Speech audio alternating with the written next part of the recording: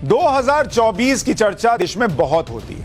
2024 में भारत में कौन प्रधानमंत्री बनेगा, नरेंद्र मोदी की लड़ाई किससे होगी, वगैरह वगैरह। आज हम कह रहे हैं कि 2024 में नरेंद्र मोदी की लड़ाई किसी नीतीश कुमार से नहीं होगी, किसी राहुल गांधी से नहीं है, किसी ममता बनर्जी से भी नहीं है। नरेंद्र मोदी की लड़ाई किसी पहले, दूसरे, तीसरे मोर्चे से भी नहीं है। 2024 के लिए नरेंद्र मोदी की लड़ाई दुनिया के बाकी नेताओं से, जो बाइडेन से है, शी जिनपिंग से है, पुतिन से है। मोदी की लड़ाई उन सभी देशों से है जो खुद को ताकतवर मानते हैं और वर्ल्ड ऑर्डर में मनमानी करते हैं कि हमारी चलेगी, ये कौन होता है बोलने वाला, वगैरह वगैरह, जो इतने साल से उन्होंने चलाया। लेकिन अब दुनिया नरेंद्र मोदी में नया वर्ल्ड लीडर देख रही है, भारत को सबसे तेजी से बढ़ता हुआ देख रही है और उसमें नरेंद्र मोदी का जो योगदान है उसको एक्सेप्ट कर रही है।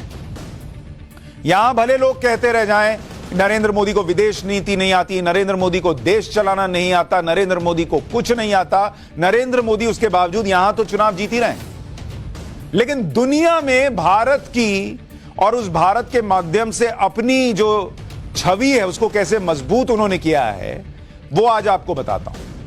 कमजोर देश ये खुलकर कह रहे हैं कि जब किसी ने उनकी मदद नहीं की तो भारत ने उनकी मदद की। दुनिया भर के एक्सपर्ट्स भी भारत की ताकत को मान रहे हैं और पीएम मोदी की लीडरशिप की तारीफ कर रहे हैं। जैसे देश का प्रधानमंत्री देश को लीड करता है, वैसे दुनिया का प्रधानमंत्री दुनिया को लीड करेगा।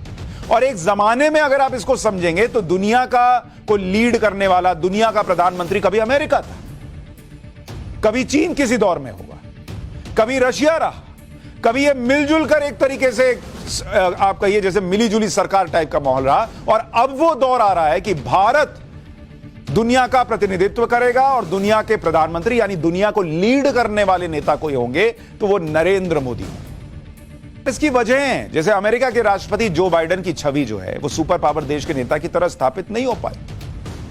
आए दिन तो उनके लड़खड़ाने की तस्वीरें वायरल हो जाती है, भाई इधर गिर रहे हैं उधर गिर रहे हैं, लड़खड़ा के चल रहे हैं, बात में वो दम नहीं लगता। अभी रूस और यूक्रेन का युद्ध हुआ, बोलते रह गए, कोशिशें करते रह गए, ऐसा होगा वैसा होगा, वो रूस पर अपने आप को इंपोज नहीं कर पाए। अमेरिका की ताकत क्या रह गई, उनकी क्या ताकत रह गई, लोग हंसते हैं उन पर। फिर पुतिन को देख लीजिए, पुतिन को दुनिया एक मजबूत और ताकतवर नेता मानती है, लेकिन वो यूक्रेन युद्ध में फंसे हुए हैं।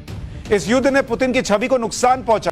फिर चीन के राष्ट्रपति शी जिनपिंग, वो तो इसी डर में जी रहे हैं कि कहीं उनकी कुर्सी ना चली जाए। और कोरोना की वजह से चीन की आर्थिक स्थिति वैसे ही खराब चल रही है, उसका पूरा चैप्टर आपको दिखाया था, कैसे वहां बैंक बंद हो रहे हैं, कैसे लोग सड़क पर उतर आए कि बैंक जो है वो पैसे कैसे नहीं देगा। ये है वो ताकत भारत की। और नरेंद्र मोदी जब ग्लोबल लीडर बनने की बात होती है तो नरेंद्र मोदी का कद नहीं बढ़ता बॉस, इसको समझिए, ये इंडिया का कद बढ़ता है।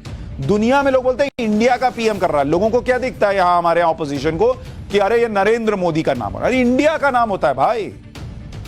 भारत के ग्लोबल रुतबे का अंदाजा आप इसी बात से लगा सकते हैं कि भारत हर बड़े ग्लोबल संगठन का हिस्सा है। आने वाले वक्त में दुनिया के इस बड़े संगठनों की मीटिंग भारत में होने वाली है। यह तस्वीर थी जापान में क्वाड समिट की।